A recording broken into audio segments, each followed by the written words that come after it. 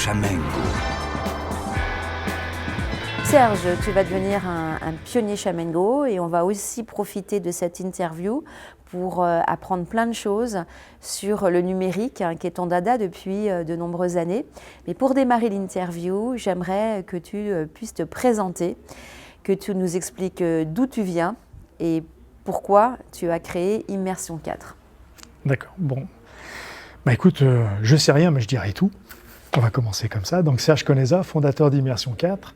Immersion 4, en fait, vient d'une idée de résoudre la problématique de consommation électrique des centres de données, qui sont, je dirais, exponentielles, encore plus de nos jours, vu, je dirais, la croissance digitale, quelle qu'on soit, sous quelque forme que, je dirais, qu'on veuille bien la comprendre ou je dirais, l'interpréter. Mais quoi qu'il en soit, une chose est sûre, c'est que tout revient sur le même sujet, c'est de l'électronique. L'électronique produit des datas. Cette électronique, parce qu'elle produit des datas, elle chauffe, donc il faut la refroidir. Et donc on a deux possibilités. Ou bien on refroidit la pièce donc, dans laquelle il y a cette électronique, ou bien on refroidit l'électronique elle-même. Donc je vais prendre un exemple, la coupe de champagne, que j'utilise assez fréquemment. Tu bois du champagne. Donc qu'est-ce que tu fais si tu imagines que là maintenant, pour pousser l'imagination, et que tu as une coupe de champagne dans la main? On refroidit le champagne, ou on refroidit la pièce dans laquelle il y a le champagne? Sois pas timide, laisse-moi pas tout seul. Qu'est-ce qu'on fait? On va refroidir le champagne. Si jamais on refroidit le champagne, on va rester en maillot de bain et on va boire un champagne bien frais. Si jamais on refroidit la pièce, on va se transformer en esquimau. Et puis avant même que le champagne ait commencé à être frais, je pense que toi et moi, on sera congelés.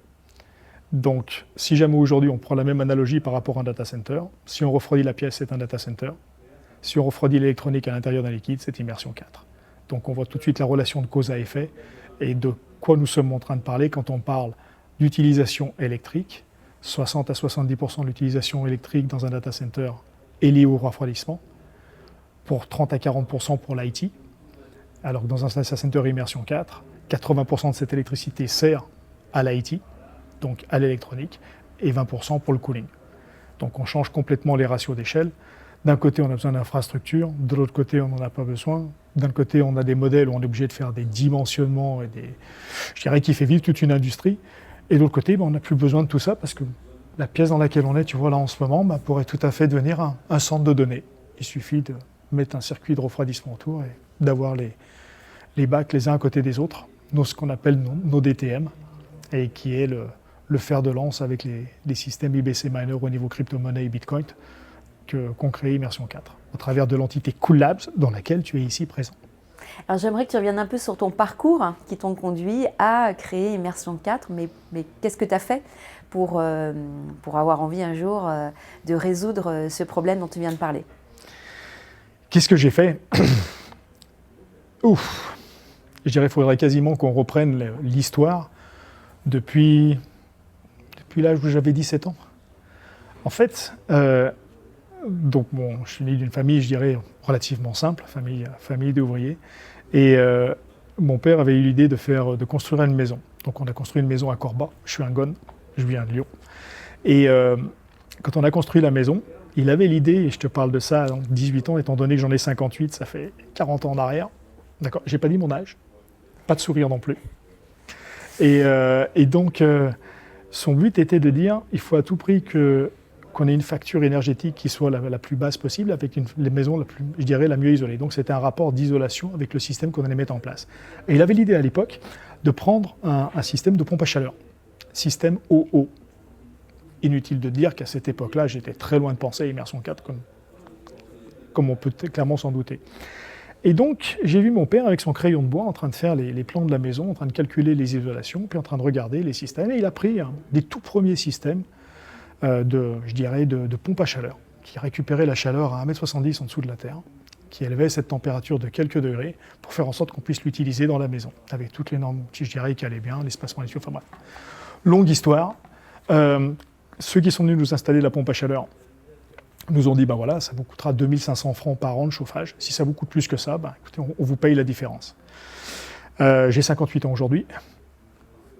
On n'a jamais dépassé les 2500 francs. En fait, on n'a jamais dépassé les 2000 francs de consommation de chauffage ou de refroidissement de la maison avec le système qu'on a installé il y a 40 ans en arrière. Et donc, si jamais on extrapole, mon père est le vrai fondateur d'Immersion 4, sans le savoir. Et donc, qu'est-ce qui m'a amené là? J'ai fait un CAP BEP en électronique à Saint-Étienne, pays des Warcons, rentré à Lyon. Et puis à Lyon, dans une famille assez simple, mais le chômage, c'était pas trop le fait. Donc j'ai commencé par charger et décharger des semi-remorques. Je dirais chez Bourget-Montreuil.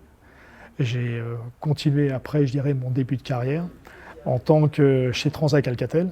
Mon père disait, tu as fait des études en électronique, il faut qu'on trouve autre chose. Donc il a trouvé un jour une petite annonce dans le journal, Transac Alcatel, qui cherchait des techniciens de maintenance. Et donc je suis parti comme technicien de maintenance chez Transac Alcatel. Je pensais être pris sur Lyon, on était 90 à postuler, on a été 4 à être retenus. Ce qui ne veut pas dire que j'étais très bon, mais bon, j'ai fait partie des 4. Et donc on m'a dit, non, vous n'êtes pas à Lyon, vous n'êtes pas prêt à Lyon, vous êtes pris à Annecy. Je dis, Annecy, je ne savais pas où c'était Annecy. Puis en plus à Lyon, j'avais le karaté, j'avais tout ça, donc tant pis pour moi. Donc je suis venu à Annecy. C'est comme ça que j'ai découvert Annecy. Et je suis devenu un Haut-Savoyard de cœur, parce qu'après, comme tu le vois aujourd'hui, nous y sommes encore. On est parti, mais on y revient. Et donc, fort de ça, étant dans la maintenance, c'était bien avant le PC, c'était à l'époque des micros, des mini-systèmes, à l'époque des imprimantes à bande, du grand SNA d'IBM. Et donc, j'ai fait de la maintenance de système, ce qui m'a permis de savoir ce que c'était que l'électronique, la maintenance de système, les disques durs de 40 mégas qui étaient en fait quasiment des meubles complets qu'on était montés. Et Transac avait des contrats avec les Actel, France Télécom, donc le processus GEDEM, avec l'URSSAF, et ainsi de suite. Et donc j'ai commencé à faire du dépannage de micros et de mini-systèmes. Voilà. Mais le PC n'existait pas encore. Et à l'époque, même la soudure, on parlait de wrapping, mais on ne parlait pas de soudure. Donc j'ai connu tout depuis ce moment-là. Sur ce, Transac est devenu SEMS Transac R2E, ce qu'on appelait c'est le regroupement de l'informatique française, qui est devenu après Compagnie des Machines Bull. Et donc j'ai fait, je crois, 5 ou 6 ans 4 ou 5 ans, je ne sais même plus depuis le temps, donc chez Transac et après Bull. Et j'en suis parti parce que, je dirais, j'aspirais à d'autres choses, je voulais voir d'autres choses. J'avais monté le premier réseau Ethernet à Marne-la-Vallée à l'époque avec du RG213. Et puis il y avait une société d'importation qui s'appelait IREL, Ivry-Court Électronique, qui faisait non seulement du réseau, mais qui faisait aussi des micros et des mini-systèmes. En parlant excusez-moi, j'ai sauté une étape. Avant de rentrer chez IREL, il y avait AMP, société américaine de connectique, leader mondial de la connectivité, qui lançait un département réseau qui s'appelait NetConnect. Donc je suis parti de Bull pour rentrer chez AMP, rentrer chez NetConnect et puis monter le département réseau. Bien avant, l'Ethernet tel qu'on le connaît, il y avait du Starline, il y avait du Disbasté, il y avait du connecteur ISO 8877, le RJ45 que tout le monde utilise. J'ai eu la chance de faire partie de ça. Et puis j'ai fait 2 ans donc, chez AMP, et après je suis rentré chez IREL qui vendait des systèmes sous Unix. J'ai vu les tout débuts de Novell, donc là, avec les licences, les ELS1, ELS2 et tout ce que c'est devenu, la naissance d'IP, les DECnet. Et donc après IREL, je suis rentré chez Alcatel. Et chez Alcatel, ils avaient un pôle qui s'appelait DSF, Data System France. Et Data System France, c'était les anciens du compatible IBM. Et ils étaient au moment où ils étaient justement en train de vouloir construire un pôle data avec une Garmin Bass, avec du Bay Networks, d'accord, avec du Cisco. Et donc, je me suis trouvé dans ce groupe-là et on a monté l'intégralité de l'offre Alcatel Data, d'accord, sachant que c'était Alcatel Opus, Alcatel Telic, Alcatel DSF, qui s'est devenu Alcatel Réseau d'entreprise. Sur ce, après, j'ai monté secteur santé chez Alcatel. Donc, on l'a passé d'un chiffre de 40 millions à 1,2 milliard. Ça m'a valu l'occasion de faire partie du président club d'Alcatel. Et je suis quitté Alcatel pour rentrer chez ATT. ATT étant l'opérateur américain qui venait de racheter ATT Istel. J'y suis resté 6 mois. Je faisais partie aussi du comité ici qui était à Genève. Et on a répondu à 2 appels d'offres. Enfin, j'ai eu l'occasion de répondre à 2 appels d'offres complets, clé en main. Le premier, c'était la mise sous Internet du réseau de Peugeot. Et le deuxième, c'était l'intranet des SFR. Et donc, en touchant les bases de données, en touchant tout ce qu'il y allait, donc c'était un moment magique, parce que ça a été des époques qui ont été fantastiques. Donc, on parlait de bases de données Illustra, on parlait de Cisco au tout début. Enfin bref, ça a été des grands moments. Parti après de chez Alcatel, rentré dans une société qui s'appelait Livingstone Enterprises, qui faisait des serveurs d'accès distant. On était donc au tout début des connexions Internet que tu as sûrement connues, tu sais, le Total Control, le V33. D'accord, on allait tout chercher les vitesses les plus rapides pour se connecter dessus. Et donc, ils avaient fait de Portmaster, ils avaient inventé Radius, PPP, PapChap, un certain nombre de protocoles, et ils se lançaient international. Et donc, j'ai lancé Livingstone à l'international, notamment à Sophia Antipolis, avec à l'époque le sénateur Pierre Lafitte. Et Livingstone a été la première start-up rachetée par Lucent. Et donc, Lucent est venu à Sophia. Après, Lucent a eu l'expansion qu'il en a été. J'ai quitté Lucent juste avant, c'était quand? C'était dans les années 2000, d'accord, avant que Lucent, je dirais, plonge et je dirais arrive ce qui est arrivé après avec l'histoire des dot-com et autres. Et donc après, j'ai lancé un certain nombre de startups à l'international, tant je dirais en tant qu'employé ou en tant que consultant, que ce soit des sociétés comme Dynarc, que ce soit après après QS Metric ou F7 Optics, enfin, j'en passe des vertes et des meilleures. Donc en gros 25 sociétés. 25 sociétés 25 startups. Et qui sont devenues quoi? Rachetées, certaines ont eu des succès, je dirais, qui ont été fulgurants. D'autres sont... Est-ce qu'il y en a qui sont toujours en vie à ce jour? Non, je crois qu'elles ont quasiment toutes sans exception été rachetées. Donc après, j'étais parti aux États-Unis pour voir une société de télécom, où à l'époque c'était un ami qui m'avait dit « Serge, tu devrais aller voir Mark Lansky ». Je dirais, je mentionne Marc, parce qu'en plus, normalement, j'ai une mauvaise mémoire des noms, mais son nom me revient bien, donc c'est bien. Mark Lansky, en fait, si jamais on regarde, pour regarder qui est Mark Lansky sur Internet, c'est la mafia de Las Vegas. C'était le comptable de la mafia de Las Vegas. Je ne savais pas qui était Marc. Je vais voir Marc, on se voit en Californie, à Los Angeles, et il me dit, ouais, on est en train de faire quelque chose au niveau des télécoms, mais je suis en train de travailler avec une société, et je suis au bord d'une société qui est validé par le gouvernement américain, trusted by the US government. Il m'a dit, ça serait bien que tu rencontres avec Daryl Horn. Et la société s'appelait Horn International. Je m'arrête sur Washington, je rencontre Daryl, et le match a été match parfait. Donc il m'a dit, Serge, il faut qu'on travaille ensemble. Donc du coup, j'ai commencé à travailler avec Daryl. Donc il y avait 45 ingénieurs qui étaient de West Point, qui était de Virginia Military Institute, donc ce qu'on appelle, je dirais, qui était, pas assermenté, mais je dirais validé par le gouvernement américain. Et donc j'ai eu l'occasion de répondre avec toute cette équipe-là sur l'appel d'Obama, sur l'appel de la Maison-Blanche, qui était de comment réduire comment réduire la consommation énergétique basée sur un modèle industriel complètement dépassé. How to reduce the energy consumption based on an outdated industrial model. C'était exactement ça. Et donc, quand on regarde l'ensemble, qu'est-ce qu'on s'aperçoit? On s'aperçoit qu'en fait, l'énergie, c'est la vision, comme tu dis en anglais, c'est stovepipe, c'est-à-dire c'est une vision, je dirais, en silo, qui est la production énergétique, le stockage, le transport, les lignes à haute tension, la distribution, le grid, et après le end-use, c'est-à-dire les buildings, quel que soit le type de building. Et il n'y a aucune approche globale, systémique de l'ensemble. Et bien entendu, avec de façon respective, l'intégralité de chacune des lobbies ou des organisations qui ont tout ou partie, d'accord, de cette chaîne énergétique entre je produis, je consomme. Et donc au niveau du end-use, tu avais le bâtiment. Et dans les bâtiments, on s'aperçoit que les bâtiments représentaient grosso modo 50% de la consommation énergétique globale, un bâtiment quelle que soit sa destination, et tu avais 50% qui était donné pour le transport. Et quand tu regardes au niveau du bâtiment, quel est le bâtiment qui consomme le plus au niveau énergétique? C'est le data center. Et quel est aujourd'hui le plus grand consommateur énergétique de la planète? C'est la NSA.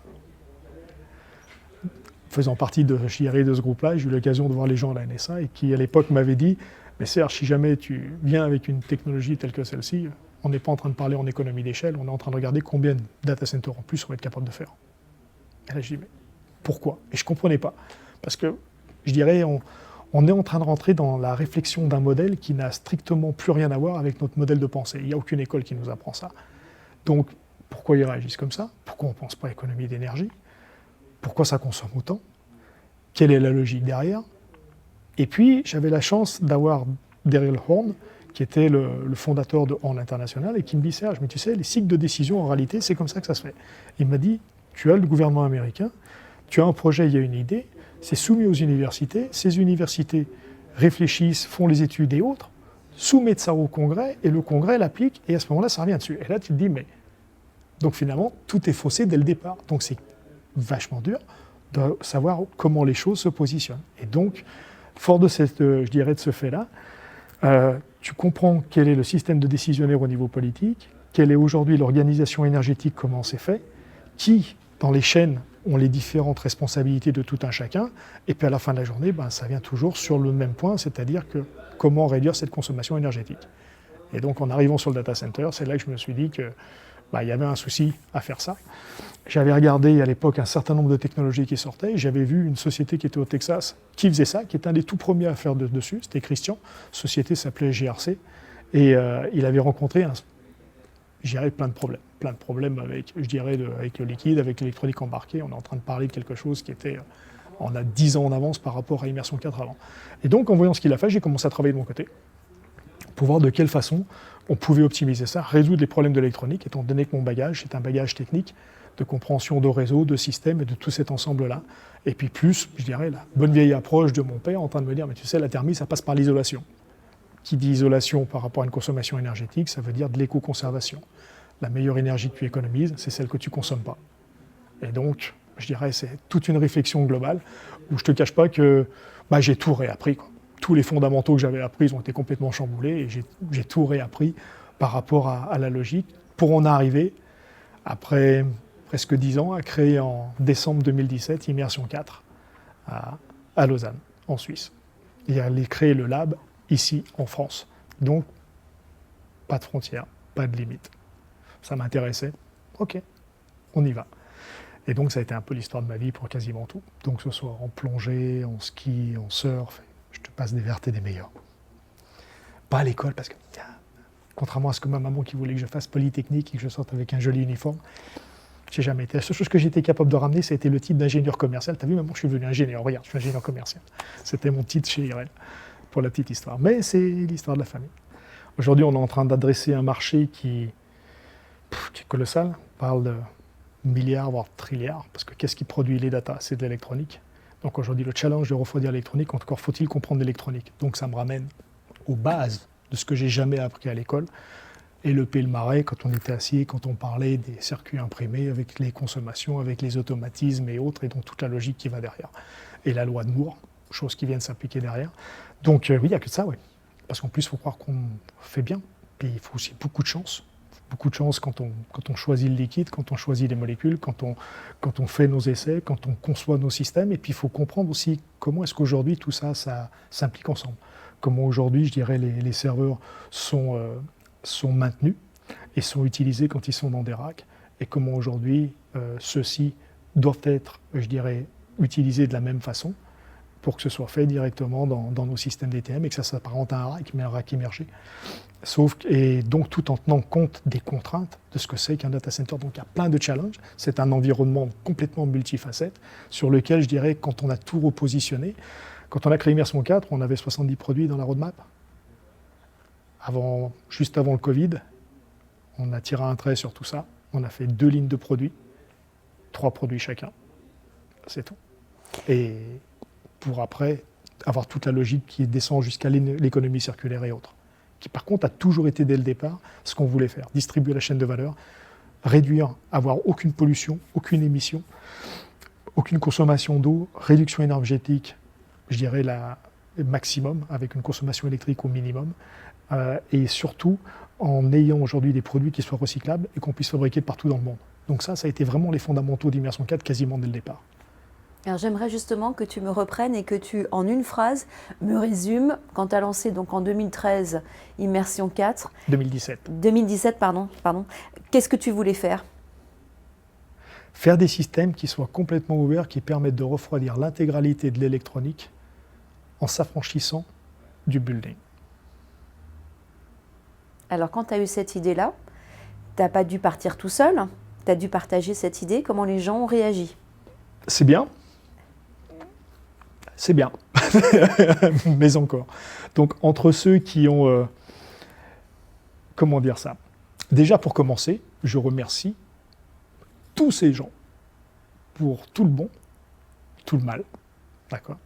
Et tout ce qu'ils ont fait, en bien ou en mal dans tous les sens, parce que ça fait aujourd'hui qui je suis, et ce qu'Immersion 4 est. Donc, à la fin de la journée, merci à tous. Très gentil à vous. Et Bah écoute, tu as de tout. Tu as des gens qui te disent que oui, tu as des gens qui te disent mais non, tu as des gens qui disent mais ça ne marchera jamais. Tu as, je dirais, tes parents qui te disent c'est tu n'as pas changé le monde. Et j'ai loin de moi l'idée de changer quoi que ce soit, juste l'idée de prendre les choses de façon différemment.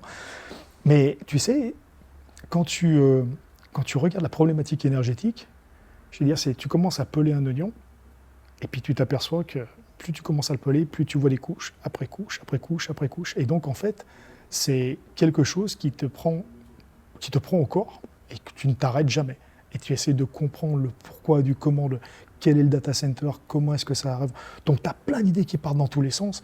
De quoi on parle, de gros, de petits, de moyens, d'électronique, de quel type d'électronique, de comment le refroidissement se fait, quels sont les échanges thermiques. Et en fait, tu trouves mécanique des fluides, tu trouves, je dirais, des compétences de thermicien, des compétences d'électronicien, des compétences d'opticien, d'accord, en termes pour tout ce qui est fibre optique. Et puis après, tout ce qui touche à la logique industrielle des matériaux de machin tout. En fait, on est en train de parler d'une refonte complète de ce que c'est qu'une industrie.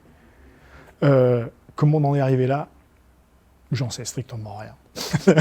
Je dirais c'est de l'intuition, c'est d'avoir été têtu et de rien avoir lâché, de garder l'idée qu'on avait, de rester surtout à l'écoute de tout ce qui s'est dit, du bon, d'accord, comment dire, du bon et du mauvais, qui te permet aussi, quoi qu'il en soit, de toujours te remettre en cause, de façon à la fin de la journée, à faire le produit tel que celui qu'on a fait maintenant. Mais comment tu as fait concrètement pour démarrer alors, et notamment donc techniquement et financièrement?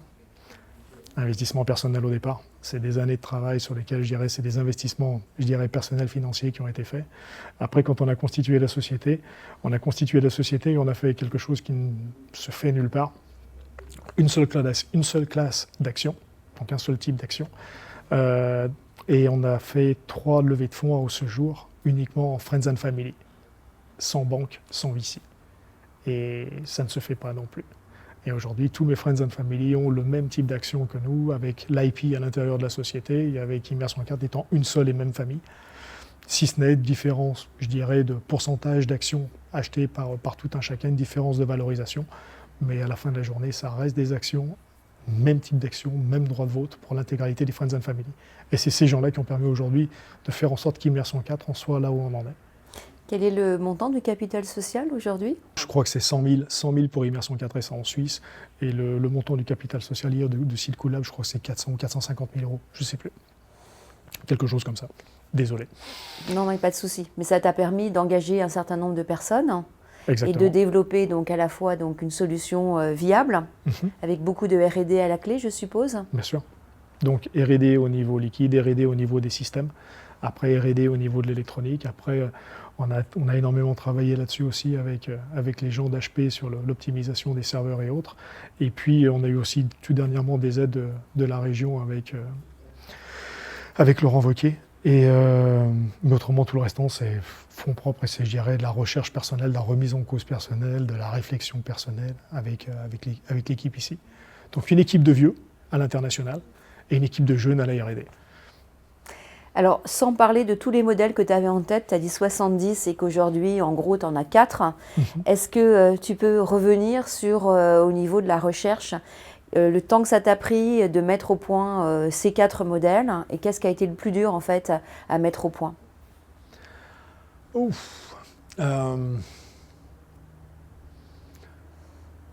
10 ans de travail, 20 heures par jour, pas de week-end, pas de vacances.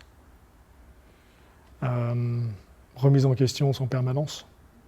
Laisser tomber une roadmap de 70 produits pour finir sur deux séries de 3 produits chacun, c'est pas simple non plus. Donc ça va dire remise en cause. Et puis ça a été la réflexion après de se dire, ben voilà, on a fait tel choix, mais en fait ce choix-là, est-ce que ce choix-là est industrialisable ou pas? Quel est l'impact de l'ensemble? Quelle est l'utilisation de la matière? Quelle est la viabilité économique? Donc je dirais que c'est une remise en cause en permanence qui a été faite. Beaucoup de chance. Beaucoup d'écoute. Je crois que je dirais le secret, il a été là. Et puis les heures. Avoir mis des heures. Parce que les heures, c'est indéniable. Sans les heures, on n'y serait pas arrivé. Et on n'en est qu'au début. Alors, parle-moi d'un des produits, là, une machine. À quoi ça ressemble? Qu'est-ce qu'elle fait? Et qu'est-ce qui a été le plus difficile quand même à mettre au point dans cette machine? Alors ce qu'on a fait, en fait, l'équivalent d'un rack, chez nous, s'appelle un DTM. DTM voulant dire Dynamic Thermal Management. En fait, c'est une enceinte. Dans cette enceinte, il y a des compartiments immergés, un ou deux, tout dépend le modèle dont on est en train de parler. Et puis, il y a un système de management. En fait, si on regarde un DTM, la philosophie d'un DTM, c'est très simple. C'est un châssis, du liquide, un système de management qui est rackable. D'accord ?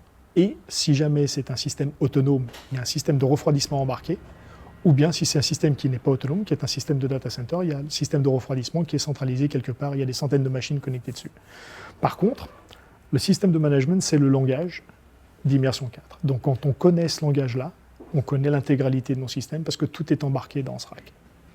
Et si jamais il y a le moindre problème, tout s'enlève. Donc qu'est-ce qu'on a fait ? On a fait un châssis qui a une architecture complètement ouverte, dans lequel il y a un compartiment sec, des compartiments émergés, le câblage, les systèmes, les PDU, les switches, les routeurs et autres sont dans le compartiment sec. Dans le compartiment émergé, on a tous les éléments qui chauffent. Et aujourd'hui, à l'intérieur de cet ensemble-là, le cabling est mis dedans. Et quand on ferme le capot, c'est comme un rack. Il n'y a rien qui sort. Tout est à l'intérieur de la machine. Donc ça a été la première des choses. Et après, ça a été de se dire comment est-ce qu'on peut le rendre modulable, modulaire et fabriqué par la même ligne de fabrication. Et on a fait ça aussi, ce qui nous permet aujourd'hui d'être 100% basé sur l'économie circulaire. Et surtout, d'avoir un groupe réduit de personnes qui connaissent le système de management, qui connaissent aujourd'hui la fabrication, et simplement, je dirais, en changeant les matières, on est capable de complètement réadapter ce que l'on a fait. C'est de ça dont on parle. Alors moi, je suis Madame Michu. Il faut que tu me parles pour que je comprenne. Je suis une entreprise ou un particulier. Je me rends compte que ma consommation effectivement énergétique est en train d'exploser à cause de ma consommation de data et j'ai envie de faire quelque chose pour la planète. Et je m'intéresse à ce que tu fais. Qu'est-ce que tu me dis pour que j'achète ta technologie et parle-moi en termes simples de à quoi correspond ta technologie et qu'est-ce qu'elle me permet de faire par rapport à ce que j'achète aujourd'hui comme service ailleurs. Alors en fait, Immersion 4, ça se résume en une phrase. On va laisser l'air et l'eau à l'humanité et à la biodiversité. On va donner l'ice coolant à l'électronique. Et puis comme ça, tout va bien. C'est juste ça. Et donc aujourd'hui, quel est l'avantage ? Plutôt que de faire une salle de données avec une infrastructure de refroidissement, exemple, versus, je dirais, la coupe de champagne versus le refroidissement de la pièce, on prend des systèmes qui sont ou bien autonomes ou bien à raccorder à un système central, qui vont permettre directement de refroidir n'importe quel type d'électronique qui va être acheté, je dirais, par le client final par la suite. Tout simplement. Et aujourd'hui, quelle que soit la marque, quel que soit le type de serveur, d'accord, sans avoir besoin d'outils quelconques, avec aujourd'hui simplement un système qui vous permet de dire, voilà, je veux qu'aujourd'hui, dans mes DTM immergés, j'ai telle température, 20 degrés, ou 30 degrés, ou 40 degrés, ou 20 et 40, ou autre. Et à ce moment-là, on a juste ça à ajuster. Plus besoin de considérations techniques, plus besoin de systèmes spéciaux, anti-feu et autres. On a vulgarisé ce qu'on appelle un data center à 4 murs et un toit. Donc c'est la meilleure réponse que je puisse donner à Madame Michu. Vous embêtez pas à acheter l'intégralité de l'ensemble avec toute l'engineering, alors qu'aujourd'hui, simplement en prenant des systèmes designés pour ça, vous êtes capable de refroidir votre électronique de la même façon. À domicile.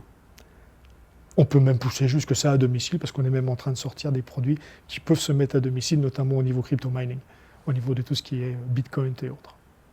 Pas nécessairement, c'est-à-dire qu'en fait, parce que donc toi tu l'adresses, de ce que j'ai compris, c'est effectivement la réduction de la consommation énergétique. Est-ce que tu peux revenir quand même un peu, parce que tu as dit que tu avais une partie du système qui était dans des bains d'huile et l'autre non.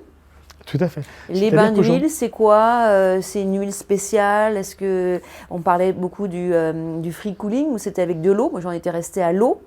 Donc l'eau n'est pas intéressante. L'huile est encore plus intéressante? Alors, c'est deux choses. En fait, le free cooling et ce que l'on fait nous, c'est complètement complémentaire. Ce qu'il y a, c'est que je dirais, il y a beaucoup d'abus de langage et surtout, je dirais, il y a une certaine désinformation de l'ensemble.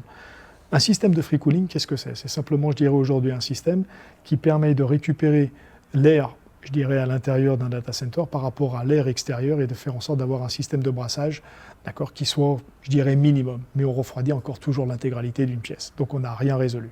Le Le problème de l'électronique avec le contact de l'air reste toujours le même. On parle toujours d'oxydation, de corrosion, d'humidité, de delta T, de poussière et d'électromagnétisme. Plus, parce qu'il y a une circulation d'air impérative, on parle de vibration et on parle de variation de température rapide parce que l'air est un très mauvais conducteur thermique. Aujourd'hui, quand on prend de l'électronique et qu'on immerge l'électronique dans notre liquide, tous les problèmes que je viens de mentionner sont tous disparus. Donc on a résolu ce problème-là. Ça, c'est le premier effet. Avec en plus un effet qui se coule, qui est qu'aujourd'hui, notre solution permet aujourd'hui d'éviter tous les conventional coatings, c'est-à-dire toutes les couches chimiques au-dessus des serveurs, au-dessus des plaques électroniques, qui font qu'aujourd'hui, ces plaques électroniques-là résistent à la corrosion, l'humidité et autres, d'accord ? Et puis aussi, je dirais, à la chauffe, donc ce qu'on appelle, je dirais, les brominellides, c'est-à-dire le retardant de feu, qui est la dernière couche chimique qui met au-dessus. Avec nous, tout ça, on n'en a plus besoin. Donc on peut quasiment faire de l'électronique recyclable. Sachant pour la petite histoire, 2 chiffres, 17 et 18. 17% de l'électronique est recyclée dans le monde. Et il y a 18 millions d'enfants en Afrique qui la recyclent illégalement et qui font brûler. Ça, c'est nos data. Et donc, l'avantage de notre technologie, c'est que demain matin, quand toutes les cartes électroniques seront refaites par l'immersion, toutes ces couches de chimie que l'on met dessus, c'est plus des choses dont on aura besoin.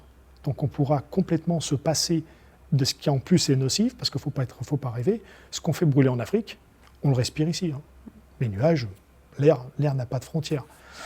Y compris, même si jamais certains gouvernements pensent qu'ils peuvent arrêter la radioactivité au blocage de certaines frontières. Mais ça ne marche pas. Enfin, en tout cas, dans un certain monde, mais pas dans le mien.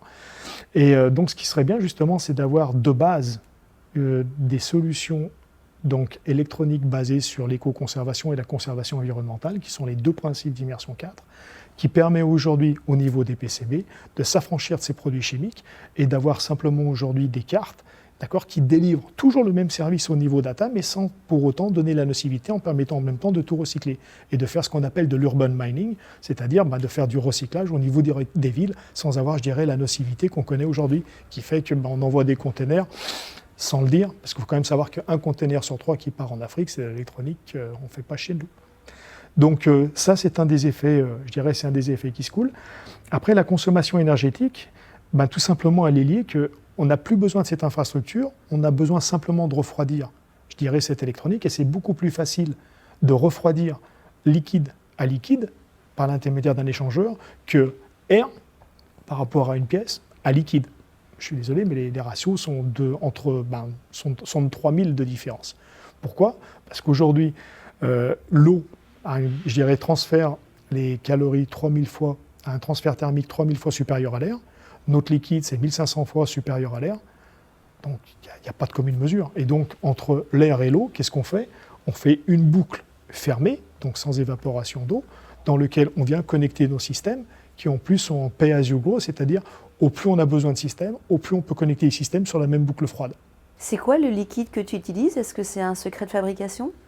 C'est un liquide maison. Donc c'est un liquide maison qui est basé sur qui est 100% synthétique, qui est biodégradable à 100% à 40 jours, qui n'a aucune nocivité et qui permet de connecter aussi bien l'électricité, 58 000 volts de résistance diélectrique, n'importe quel signal optique, ainsi que n'importe quel câble data. Et donc on est compatible avec tous les matériaux. Et c'est effectivement un secret de la maison, qui n'est pas breveté et qui ne le sera pas.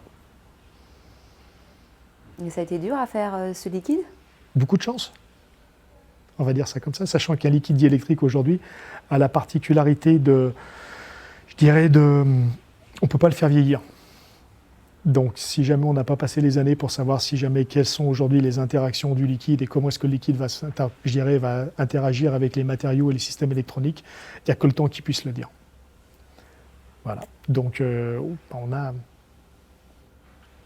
presque 10 ans de recul derrière, donc on sait aujourd'hui que notre liquide est complètement stable. D'ailleurs, la preuve en est, c'est qu'aujourd'hui, on est une société d'assurance, on a une responsabilité civile mondiale avec AXA, qui couvre tout dommage que l'on pourrait causer avec nos systèmes ou à des parties tierces, inclus l'électronique et autres. Alors, elles sont testées où ou elles sont même vendues où, ces machines ? Et est-ce que tu as déjà des clients qui les utilisent ?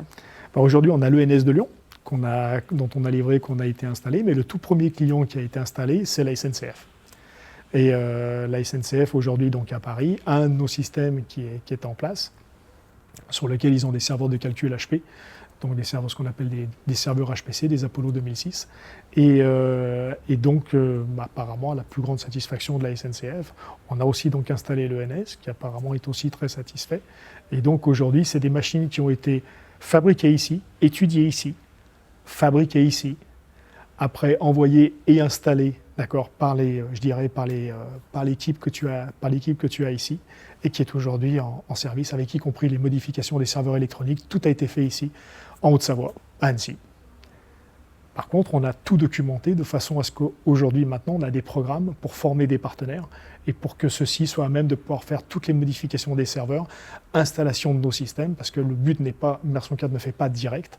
Le but étant aujourd'hui d'utiliser, je dirais, les revendeurs informatiques, les gens qui font de l'installation de data center, pour justement utiliser notre techno et mettre en place notre technologie plutôt que de mettre des racks en air, avec en plus les modifications des serveurs qui vont bien. Et bien entendu, aujourd'hui, comme je dis toujours, on a un accord avec HP, mais on n'est pas exclusif, parce qu'il n'y a aucun data center qui n'est que monomarque. Il y a forcément plein de marques qui viennent dedans, donc on se doit d'être complètement ouvert. Donc on a fait une architecture qui est absolument ouverte, qui permet de prendre n'importe quel serveur, 1U, 2U, 4U, 8U, de les mettre à l'endroit, de les mettre à l'envers, de les mettre dans tous les systèmes, quelle que soit la marque, de façon complètement agnostique, quel que soit le type de raccordement, électrique, data ou optique, d'accord, à l'intérieur de nos systèmes, de nos DTM. La technologie est mature, c'est une expérience. Chaque projet démarre avec une phase pilote. Il n'y a aucun projet aujourd'hui qui démarre sans, je dirais, avoir une phase pilote préalable sur lesquelles aujourd'hui la technologie est testée pour savoir si jamais ça correspond vraiment aux attentes. Sachant qu'on repense l'intégralité de ce que c'est qu'un data center et ce que c'est que le refroidissement de l'électronique. Parce que c'est de ça dont on est en train de parler. Et on remet en cause l'électronique de la façon dont ça a été designé. Par contre, le vrai challenge qu'on avait, c'était est-ce qu'on sait prendre l'électronique telle qu'elle est faite aujourd'hui, l'utiliser l'immersion pour ça, avant même que l'électronique dédiée à l'immersion qui puisse être faite pour ça. Et la réponse, c'est oui. Aujourd'hui, on sait faire les deux. Et la raison de ce lab, et la raison pour laquelle on a fait Coolabs, c'était pour aussi être capable de travailler par anticipation sur les designs d'électronique de demain, pour avoir aujourd'hui des cartes électroniques qui soient nativement compatibles à l'immersive cooling. Voilà la raison pour laquelle ici, tu as 15 personnes aujourd'hui qui travaillent dans cet esprit-là. Et après, donc, pour revenir sur l'aspect client, il y a l'aspect pilote qui est pris en compte, l'acceptation aussi, parce qu'on parle d'une acceptation générique par une société qui fait, comme on disait à l'époque, personne, je dirais, on ne se fera jamais virer parce qu'on a choisi IBM. D'accord, c'est un peu la même logique qu'on a aujourd'hui. D'accord, donc on est vraiment dans le prélude. Tant est-il qu'aujourd'hui, nos systèmes sont dehors, à la plus grande satisfaction, que les choses sont en train d'avancer très bien pour nous, et non seulement sur le plan français, mais aussi sur le plan international. Et le fait d'avoir fait cette unité de fabrication ici nous permet aujourd'hui non seulement de valider toute la supply chain que l'on a fait, mais aussi tout le système de production industrielle, d'accord, qu'on est en train de place et qu'on va mettre en place justement dans les pays. On avait 15 pays en discussion. On a des fonds qui sont venus nous voir. Le Fonds mondial du climat est venu ici nous voir, nous a validé. On a le World Economic Forum aussi qui est très intéressé par ce qu'on est en train de faire. Donc c'est toute une phase où normalement, je dirais, une start-up ne vient pas se confronter parce que de quelle masse d'énergie on est en train de parler. Mais bon, on a 10 ans derrière nous. Et aujourd'hui, cette vision qu'on a eue dès le départ et sur laquelle on a poussé, qui nous permet aujourd'hui de parler aussi bien avec des family office, avec je dirais, dans des séminaires où vous avez 4 trilliards d'investisseurs qui sont présents, depuis du Justin Rockefeller jusqu'à, je dirais, d'Anthony Ritosayot, qui par exemple est actionnaire dans la société. Mais on a pu fédérer, je dirais, presque 140 Friends and Family, depuis des Eric Scotto, IQ Energy, Jacques Attali, Anthony Ritosa, Ron Chandilarani, pour citer que quelques noms, qui justement, et bien entendu toute une équipe autour, qui nous ont permis aujourd'hui non seulement de tenir, mais en plus maintenant de complètement se démultiplier sur le marché. Jusqu'à maintenant, on ne l'avait pas fait. On était très silencieux. 2022, c'est une autre année. Le démarrage, c'est vraiment 2022 ? Absolument. Quels sont vos prochains clients ? Est-ce que vous avez un carnet de commandes qui est plein ou pas ? Ministère de l'Intelligence Artificielle à Dubaï, Etisalat, Jiwa, Aramco, HP, Exoscale. Est-ce que vous êtes la seule entreprise au monde Gazprom. aujourd'hui à faire ça? Non, il y en a plein d'autres. Il y en a plein d'autres. Vous avez des Heureusement. concurrents. La dernière fois, et je ne me souviens plus, Asperitas, voilà, on en avait parlé au téléphone. Oui. Tu m'as dit, ah oui, mais eux, ils sont très présents en com. Donc tu n'es quand même pas la seule entreprise à proposer ce genre de service. Est-ce que tu as beaucoup de concurrents sur le marché? Bien sûr, je dirais aujourd'hui, bon, Asperitas en est un, de même GRC qui continue aussi très bien. Et c'est très bien. Pourquoi? Parce qu'il y a un vrai marché à prendre. Parce qu'aujourd'hui, de toute manière, même si jamais Immersion 4, je dirais, est la société qu'on espère qu'elle soit et qui prend le marché, on ne saura jamais fournir. On ne peut pas aujourd'hui fournir un marché dont, pour nous, le RAC est un de nos marchés. Le RAC est ce qui, je dirais, entre guillemets, c'est l'unité de mesure de ce qui fait un centre de données. Le marché est colossal. Il est sans limite. Il y a aussi tout ce qui est ordinateur embarqué, il y a plein de choses qui viennent se mettre dedans, qui sont aussi nos clients. Parce qu'on refroidit l'électronique sous toutes ses formes. On parle d'IoT aussi. Et donc, c'est bien qu'il y ait ces concurrents-là. C'est bien, ça donne une certaine légitimité. Comment est-ce qu'on se différencie par rapport à eux? On a l'intégralité de la supply chain. Elle s'appelle Immersion 4. Tout ce qui est industrialisation, lab et recherche, c'est chez nous. Tout est à la maison. On est 100% basé sur de l'économie circulaire. On est capable d'avoir un tracking complet de ce que l'on consomme au niveau énergétique, ce que l'on fait au niveau pollution, y compris au niveau fabrication, y compris au niveau de carbon footprint. Et ça, on est les seuls à le faire.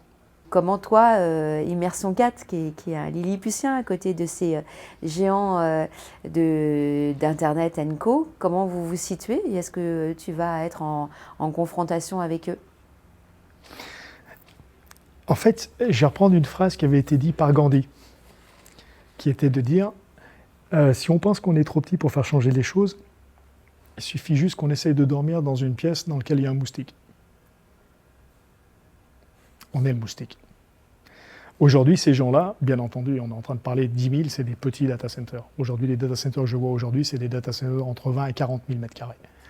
Et aujourd'hui, ces gens-là, ils essaient en plus, je dirais, les GAFA essaient d'en mettre de partout dans le monde, la France inclus.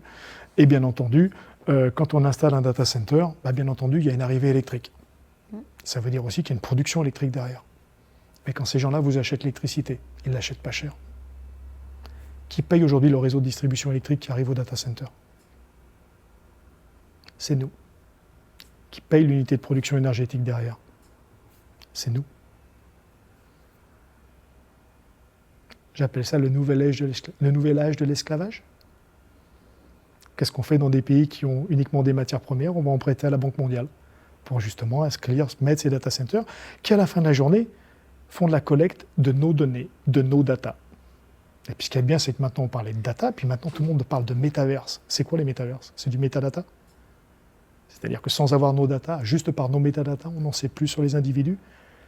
Je pense que c'est important que les anciens reparlent et repositionnent les choses telles qu'elles doivent être. Avec les GAFA, c'est relativement simple. Si aujourd'hui je veux vendre ma technologie vers eux, je dis ma technologie elle vaut 100. Et eux vont me dire quoi? Ils vont me dire oui, non, mais non, Serge. Nous, on s'appelle les GAFA, donc nous, on l'achète à 1. Donc ça veut dire que forcément, il n'y a pas beaucoup de futur pour Immersion 4. Et malheureusement, je dirais pour le marché, ou heureusement pour le marché, Immersion 4 n'a pas été faite pour être revendue. Loin s'en faut. Au contraire, on est là pour durer, pour faire de la croissance organique. Donc aujourd'hui, notre approche a été quoi? Ça a été l'économie circulaire. Et donc on a fait un business model qui s'appelle I4IBM, Immersion 4 Industrial Business Model. Le trademark s'appelle Immersion 4, donc on peut l'utiliser sans faute. Et le but est quoi? Le but est de dire, c'est très simple. On a fait une technologie, on est dans tous les comités de standardisation, ITU, ETSI, I3E, TIA, pour ne citer que. Et donc, aujourd'hui, notre technologie, on veut la faire partager avec les GAFA. Donc, qu'est-ce qu'on va faire? On va construire ensemble. On va construire des unités de fabrication ensemble. Ils veulent faire 1, on prend 1. Ils veulent faire 100, on prend 100. Circulaire économie, partager la chaîne de valeur, éviter les problèmes migratoires, en tout cas faire en sorte de les résoudre, créer de l'emploi localement. Ça, c'est le business model d'Immersion 4. Ça nous a valu pour ça d'être justement la société, la Sustainability Company, la société de la sustainabilité de l'UN et de l'ITU depuis 2019, 2020, 2021. Et 2022, on y sera encore. En fait, il y a 3 niveaux. Le premier niveau, c'est de dire que ça ne sert à rien d'aller faire les data centers dans le nord, Parce que c'est vrai qu'à partir du moment où on fait du refroidissement par air, on est à ce moment-là sujet au climat. Donc c'est vrai que c'est beaucoup mieux de le faire dans le nord, où il fait froid, et de ressortir la chaleur dehors. Sauf que cet été, qu'est-ce qu'on a vu? 48 degrés C pendant plus de 3 semaines, au-dessus du 45e parallèle. C'est peut-être temps qu'on s'arrête un petit peu quand même. Ça serait bien qu'on réfléchisse un petit peu de façon un peu plus, je dirais, je ne vais pas dire intelligente, mais on va dire de façon plus raisonnée. Et la logique Immersion 4 dans tout ça, c'est de dire que finalement aujourd'hui on est climat agnostique. C'est-à-dire que peu importe à quel endroit le data center va être fait, qu'il soit fait en Afrique ou qu'il soit fait au pôle Nord, quoi qu'il en soit à la fin de la journée, je dirais que ça sera la même chose. Plus un data center, c'est de l'énergie. Pourquoi? Parce qu'aujourd'hui, un data center, 20% de l'électricité mondiale, c'est 1800 centrales nucléaires. Donc qu'est-ce qu'on fait? À 1 gigawatt.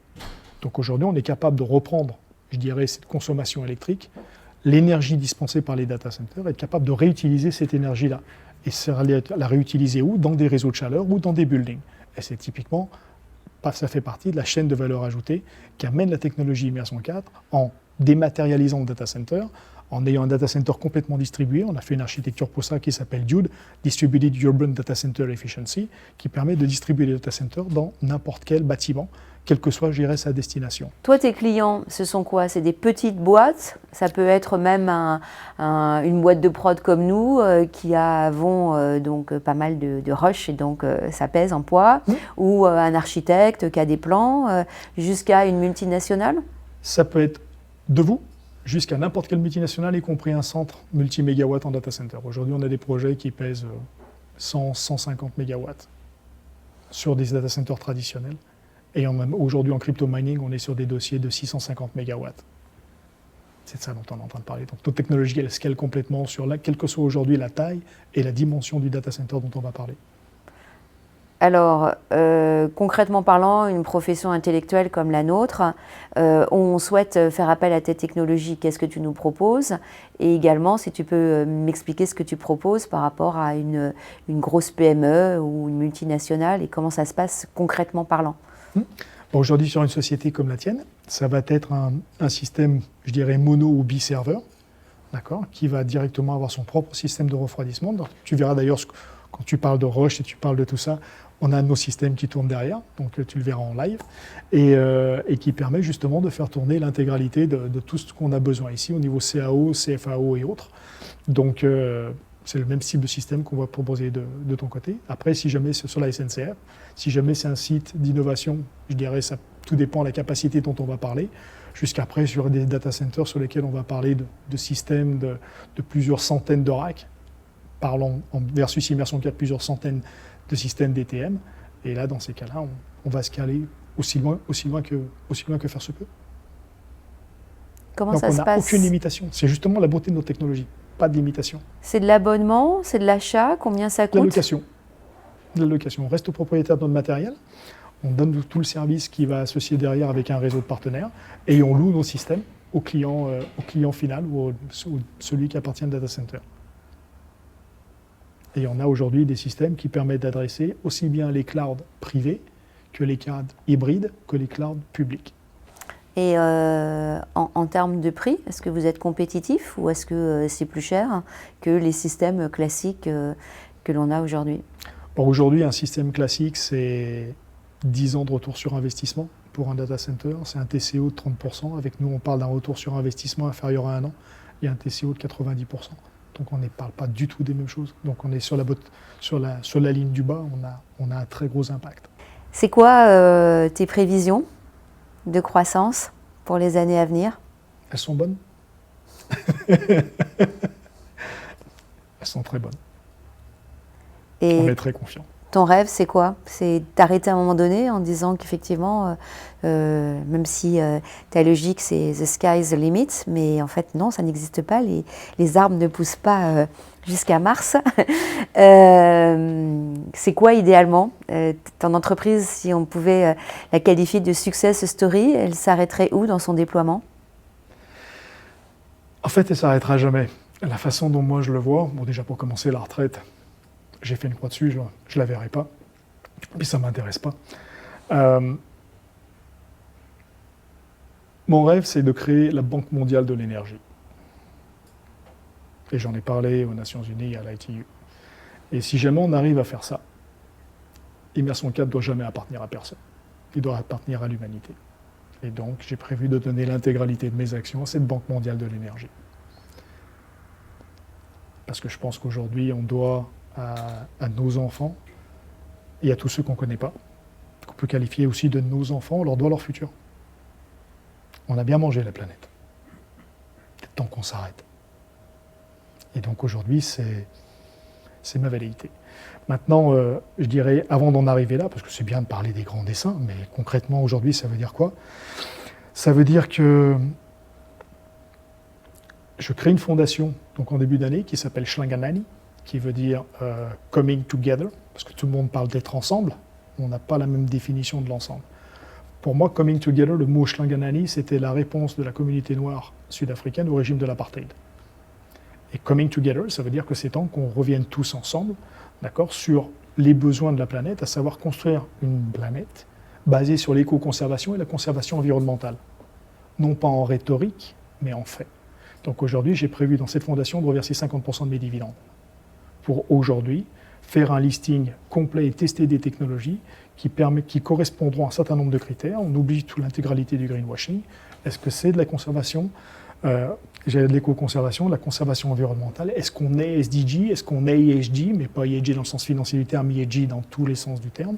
Est-ce qu'on est effectivement tout ça? Comme nous le sommes aujourd'hui en tant qu'Immersion 4. Et Immersion 4 sera jugée de la même façon. Donc cette fondation servira à ça.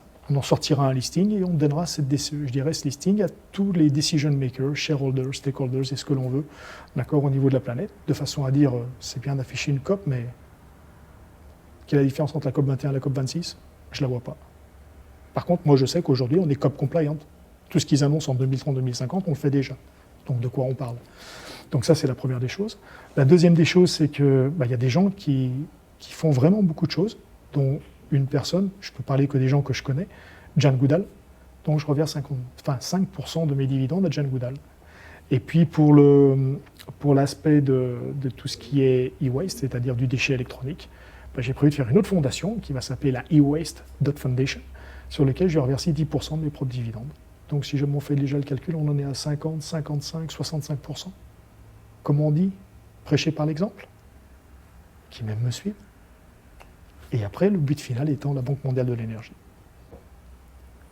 Tu adresses effectivement deux souverainetés fondamentales à l'heure de la révolution numérique, qui est la souveraineté des États et la souveraineté effectivement énergétique et des données. Mm-hmm. Est-ce que tu peux en parler davantage? Bien sûr. Aujourd'hui, la souveraineté des données, c'est tout simplement lié au fait que c'est quand même mieux que les datas soient tenues dans le pays, plutôt qu'on soit soumis à tous à l'oncle Sam, même si jamais quelque part on l'est tous. D'accord, il n'y a qu'à voir aujourd'hui, quand on lit les conditions générales de, par exemple, WhatsApp. D'accord, on est tous sous la législation américaine. Donc, à titre d'exemple, sans parti pris aucun. Et puis après, l'autre aspect, c'est je dirais déjà pour commencer que les données soient dans les pays. Déjà en plus, parce que ça permet d'avoir les data centers dans les pays. Ça permet aux pays de prendre leurs données, même si jamais ils tournent déjà sur des operating systems et sur de l'électronique qui n'est pas franchement fabriquée au même endroit où ils sont. Mais ça, c'est encore un autre débat. Et puis la deuxième des choses, quand on dit énergétique, tout simplement pourquoi? Parce qu'un data center aujourd'hui, ça consomme énormément d'énergie quand c'est en refroidissement par air. Et que, comme je l'ai dit tout à l'heure, l'arrivée électrique et les unités de fabrication qui sont derrière, qu'est-ce qui paye pour ça? C'est vous et nous. Parce que le data center, lui, il achète un prix au centime du kilowatt. C'est tout ce qu'il achète. Et quels sont les jobs qui sont créés par un data center? Pas tant que ça. Donc ça serait peut-être bien qu'on repense tout ça, et puis qu'on évite justement d'avoir ces data centers qui, à la fin de la journée, sont tous en train de vont grever les budgets des collectivités et des nations, parce qu'à la fin de la journée, ça impacte le GDP, surtout quand on parle 20% d'électricité mondiale, c'est pas négligeable. Et qu'on pourrait faire exactement la même chose avec seulement 4% d'électricité mondiale, en étant recyclable, et en distribuant dans les pays, et en ayant des data centers dans les pays. Donc, cette logique-là permet d'avoir aussi bien les données qu'une réduction énergétique réduite pour le même service de données dans les pays. Donc à partir du moment où on est capable de faire des économies au niveau du le GDP, c'est comme on dit ça en français, c'est le produit intérieur brut, d'accord, et de limiter l'endettement parce qu'on n'a plus besoin d'avoir des infrastructures qui font un endettement tel que, colossal, parce que ça contribue à l'endettement des pays, et d'avoir les données dans le pays, On répond à deux problèmes de souveraineté. Souveraineté des data, souveraineté énergétique. J'avais écrit à l'époque de la COP 21 en regardant l'Irlande. J'avais pris l'exemple de l'Irlande et j'avais dit, du fait des data centers, l'Irlande ne sera jamais dans les objectifs carbone alors qu'ils y étaient. Et l'Irlande est un superbe exemple. En fait, l'Irlande, c'est un petit pays, pas beaucoup d'habitants, beaucoup d'énergie renouvelable et pas beaucoup d'énergie carbone. Ils étaient clairement, aujourd'hui, avant l'implémentation des data centers, ils étaient tout à fait dans les objectifs de la COP 21. Et je pense qu'après, d'ailleurs je l'ai écrit, et aujourd'hui ils ne le sont plus, ils ne sont plus du tout dans l'objectif carbone qui était fixé par la COP 21. Pourquoi? À cause des centres de données. Et c'est logique, c'est normal. Pourquoi? Parce qu'on a besoin d'avoir une énergie constante, et qu'aujourd'hui, l'énergie constante, énergie renouvelable, ça ne permet pas de le faire. Ce qui emmène sur un débat qui est encore plus important que celui qu'on est en train de parler là maintenant, qui est de dire aujourd'hui quelle énergie il faut pour la planète. Et alors? On ne produira jamais assez d'énergie aujourd'hui compte tenu de la démographie. 1 milliard de personnes tous les 13,7 ans. Aujourd'hui, 75% de la population mondiale à échéance 2050, Dixit, c'est qui a fait ça? C'est McKinsey, qui vont vivre dans les villes, avec une pression terrible sur les grids, plus aujourd'hui un gros problème de ressources naturelles, l'eau, 1,8 milliard de personnes en 2025 n'ont plus accès à l'eau, plus de poissons à horizon 2030. On est en train de parler d'un chamboulement complet sociétal. Et puis aujourd'hui, des flux migratoires qui deviennent de plus en plus importants à cause, 1, je dirais, du climat, 2, des ressources naturelles, 3, du job. Faut pas rêver. Ce qu'on vit aujourd'hui, pour moi, le monde dans lequel on est maintenant aujourd'hui, il est complètement artificiel. Il tient sur rien. Il tient sur plus rien. Donc c'est peut-être temps qu'on revienne, je dirais, à d'autres bases, basées sur l'éco-conservation et la conservation environnementale. Donc la meilleure énergie pour la planète, éco-conservation. Je suis absolument d'accord sur le fait de l'usage de cette énergie, d'accord, elle n'est pas illimitée. Donc forcément, on arrive à des goulots d'étranglement. Premier goulot d'étranglement, ça va être la population dans les villes. Il n'y a aucun grid qui peut supporter la croissance démographique dont on est en train de parler. D'ailleurs, ils sont tous en train de tomber les uns derrière les autres. Il suffit de le voir. Et on sait très bien aujourd'hui les problèmes qui vont y arriver. Pourquoi? Parce que simplement, je dirais, c'est des volontés politiques, c'est des volontés décisionnelles, où à la fin de la journée, chacun regarde à l'intérieur de sa chapelle, mais on ne regarde pas l'intérêt collectif. Et j'aimerais bien que le système aujourd'hui voie, je dirais, comprenne l'intérêt collectif.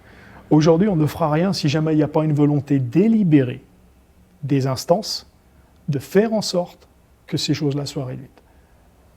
Je dirais, dans certains pays, pour justement, je dirais, que les choses changent, il faut être clair. On est dans le film Matrix. Dès qu'on parle de changer le système et de changer les règles du système, le système combat. Pourquoi? Parce que le système ne peut pas. Et le système a peur du vide. Et le système a peur du changement. Donc il faut être... La seule façon qu'on aura changé le système, c'est le système par lui-même. Le problème, on n'a plus le temps. Donc, la seule chose qui nous reste, c'est de l'espoir. Donc j'espère que ce que fait Immersion 4, ça va avoir l'essor et l'impact que j'en ai. Financièrement, si jamais on est ce que l'on vous souhaite être, ça devrait être un très beau succès commercial. Si jamais c'est de l'argent pour de l'argent, je me suis trompé. Je n'aurais pas dû faire ce que j'ai fait là. Parce qu'à la fin de la journée, c'est 10 ans de ma vie qui m'ont vu l'enfance de mes enfants, que je n'ai pas vu. Donc, est-ce qu'aujourd'hui, Immersion 4 a un prix par rapport à l'enfance de mes enfants que j'ai sacrifié? Je ne suis pas persuadé. Donc, c'est pas à vendre. En tout cas, tant que moi, je serai aux manettes. Après, le reste, je dirais, c'est comme on dit, Inch'Allah, on va voir la suite, comment ça va se passer. Mais s'il y en a qui veulent qu'on ait ce genre de discussion-là, avec des vraies réflexions et des vraies thématiques, pour vraiment faire bouger le curseur et faire bouger les choses dans le bon sens, je suis à disposition. Serge, merci beaucoup. C'est moi. Chamengo.